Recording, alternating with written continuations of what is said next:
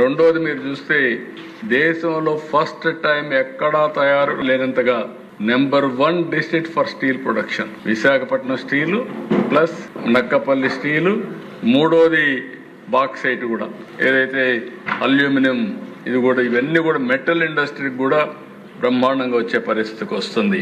అదే మరిగా దిశ ఇక్కడ pouring growth by leveraging economic corridors and clusters మీద చూసినప్పుడు ఒక పక్కన కొత్తవి వస్తున్నాయి, కొప్పర్తి, కృష్ణపట్నం, ఓరవకల్, ఇంకో పక్కన నక్కపల్లి, ఇవన్నీ కూడా ఇది చేస్తున్నాం.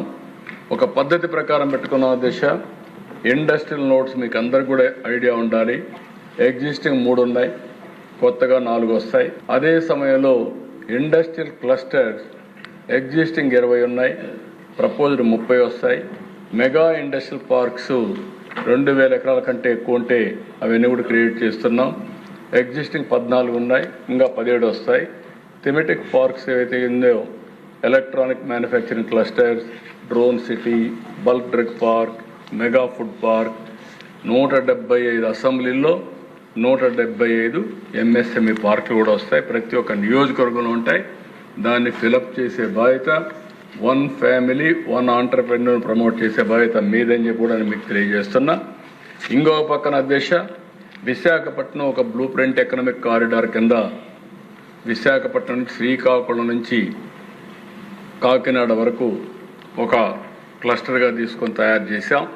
అమరావతి క్లస్టర్గా ఒకటి తయారు చేస్తాం ఎకనామిక్ కారిడార్ కింద. తిరుపతి కింద నెల్లూరు, అక్కడి నుంచి నేరుగా రాయలసీమ మొత్తం కలిసి ఇంకొక ఎకనామిక్ కారిడార్గా తయారవుతుంది.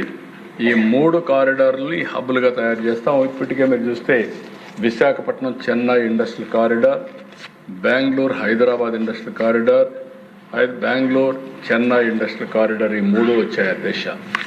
ఈ 3 కాకుండా ఈ 3 అప్రోచ్లు పెట్టుకొని మనం ముందుకు పోతామని చెప్పి కూడా నేను మీకు తెలియజేస్తున్నా.